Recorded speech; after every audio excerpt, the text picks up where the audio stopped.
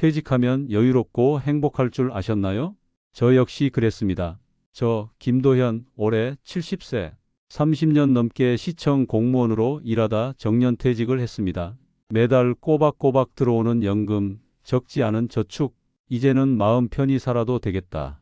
그게 제 퇴직 날의 솔직한 심정이었습니다. 그런데 퇴직 후 맞이한 첫 아침 예상과는 전혀 달랐습니다. 새벽 6시 여전히 눈이 번쩍 떠졌습니다. 평생 몸에 밴 습관이 하루아침에 바뀔 리 없으니까요. 조용히 신문을 펼치고 커피를 내렸습니다. 아, 이제 이런 여유가 진짜 노후의 행복이구나. 그렇게 생각한 순간 아내의 목소리가 들려왔습니다. 당신 또 뭐 하는 거야? 아침부터 빈둥빈둥 이제 할 일 없으니까 그냥 놀러 다니려는 거야? 그 말에 저는 잠시 얼어붙었습니다. 아직 하루가 시작도 안 됐는데 벌써 구박이라니. 저는 마음을 가라앉히고 대답했습니다. 여보, 그냥 신문 좀 보고 있었어. 오늘은 내가 장이라도 봐올까? 하지만 아내의 반응은 차가웠습니다. 당신이 본다고 돈만 더 쓰지. 그냥 집에 있어. 내가 알아서 할 테니까. 그날 제 커피는 끝내 식어버렸습니다. 그 순간 깨달았습니다. 퇴직은 단순히 직장에서의 은퇴가 아니라 가정에서의 새로운 시험의 시작이라는 사실을요. 시청자분들께 질문 드리겠습니다. 혹시 여러분도 퇴직 후 생각과 달라 당황했던 경험 있으신가요? 댓글로 남겨주시면 서로의 이야기가 큰 힘이 될 겁니다. 퇴직은 자유의 시작이 아니라 관계의 새로운 과제입니다. 존중과 대화가 없다면 연금도, 시간도, 행복을 보장해 주지 못합니다. 도현 씨는 아내의 구박 속에서도 집안일을 도와보려 하지만 그것마저 새로운 갈등의 불씨가 됩니다. 퇴직 후 저는 아내의 잔소리를 줄이고 싶었습니다. 그래, 이제는 집안일이라도 도우면서 보람을 찾자. 그렇게 마음먹고 청소기를 꺼냈습니다. 윙하는 소리에 스스로 대견했죠. 하지만 청소를 마치자마자 아내가 다가와 말했습니다. 이게 청소를 한 거야? 머리카락이랑 먼지가 그대로인데 눈은 달고 다니나? 그 순간 제 어깨가 축 처졌습니다. 다음 날은 빨래를 개 보았습니다. 군 생활 때 배운 대로 각 잡아 개었는데 아내는 또다시 말했죠. 아이고, 그걸 빨래 개는 거라고 했어? 다시 해. 저는 웃으려 했지만 속은 점점 무거워졌습니다. 무엇을 해도 칭찬은 없고 오히려 더 많은 구박이 따라왔으니까요. 전문의 정은영 심리학 박사는 이렇게 말합니다. 은퇴 후 남편들이 집안일에 서툰 것은 당연한 일입니다. 문제는 그 서투름이 배우자에게 불만으로 쌓일 때 갈등이 심화된다는 겁니다. 저는 정말 궁금했습니다. 왜 나는 노력하는데도 인정받지 못할까? 왜 아내는 나를 여전히 쓸모없는 사람처럼 대하는 걸까? 여러분께 묻습니다.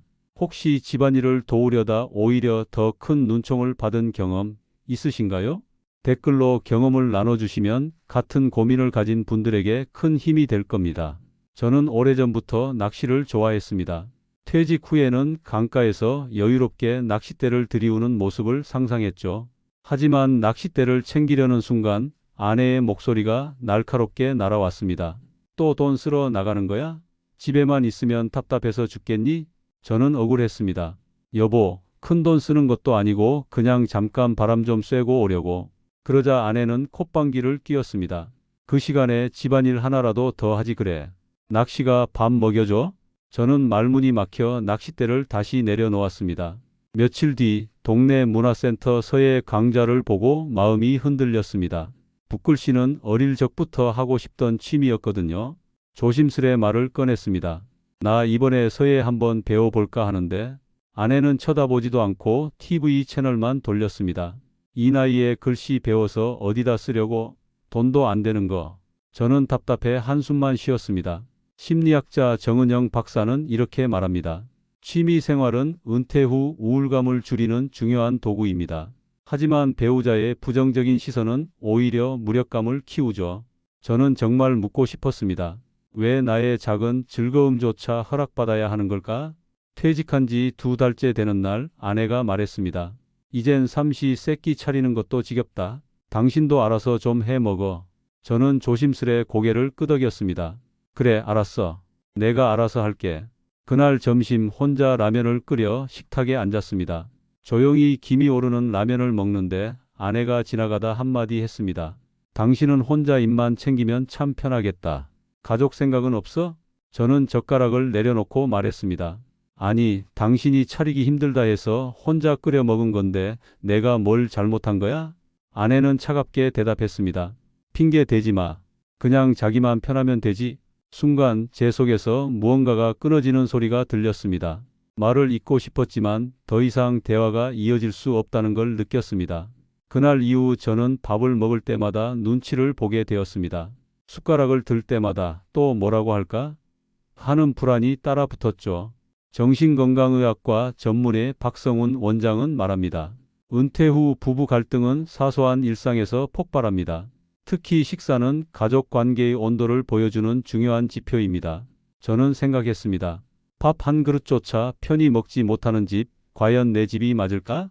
저녁 식사 후 TV를 보던 중 아내가 무심히 내뱉었습니다. 연금만으로는 생활이 안 돼. 시간만 축내고 집에 있지 말고 경비원 자리라도 알아봐. 한 살이라도 젊을 때 구해야지. 순간 제 가슴이 철렁 내려앉았습니다.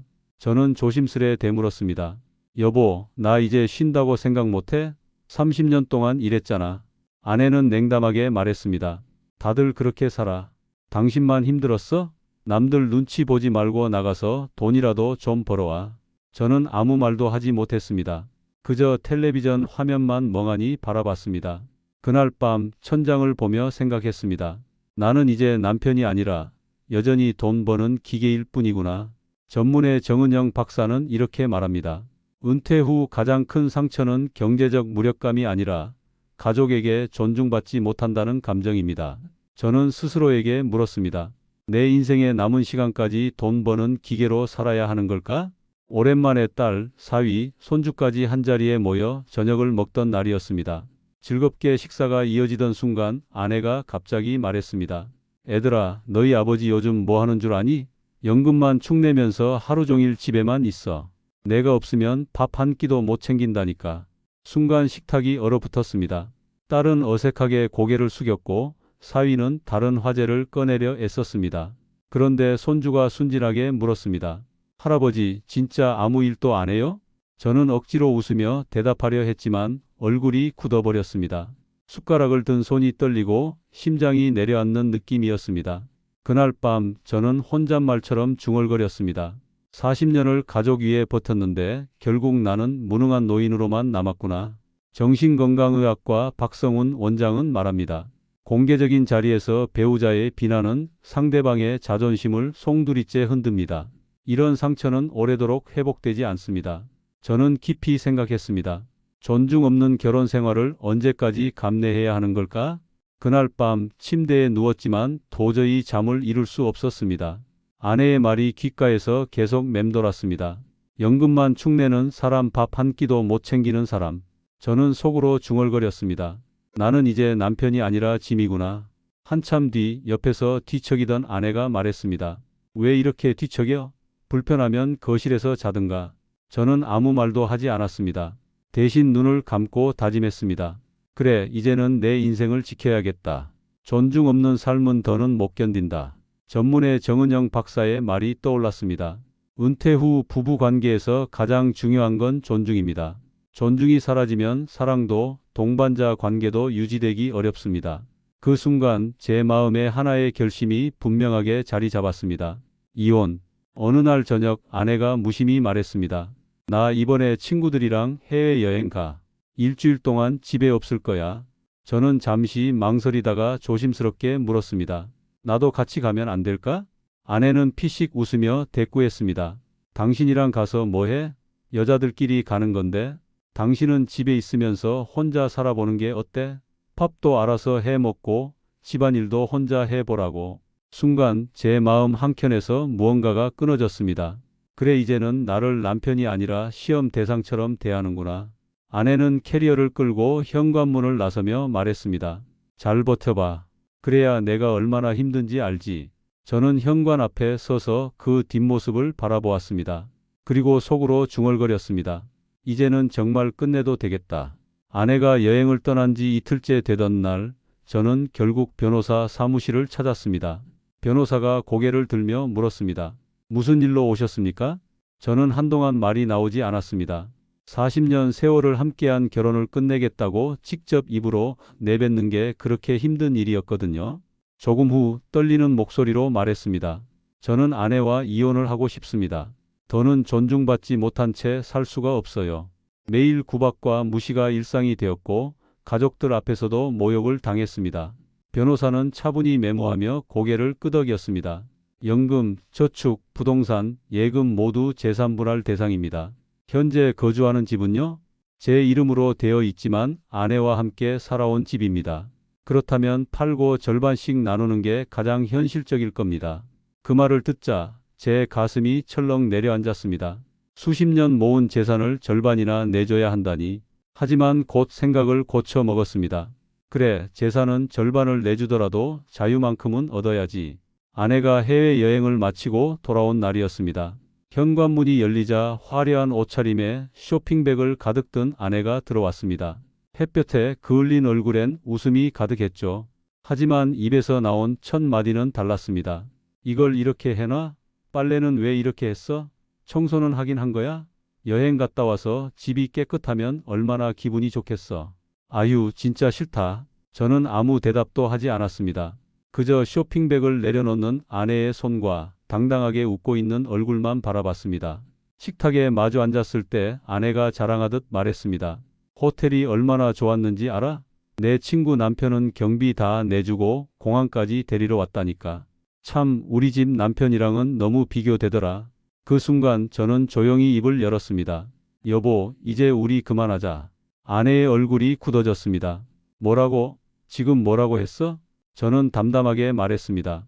40년을 살았지만 이제는 더는 존중받지 못하는 삶을 견딜 수 없어. 재산은 반으로 나눌게. 하지만 이제는 내 인생을 나를 위해 쓰고 싶어. 아내는 말문이 막힌 듯 저를 바라봤습니다.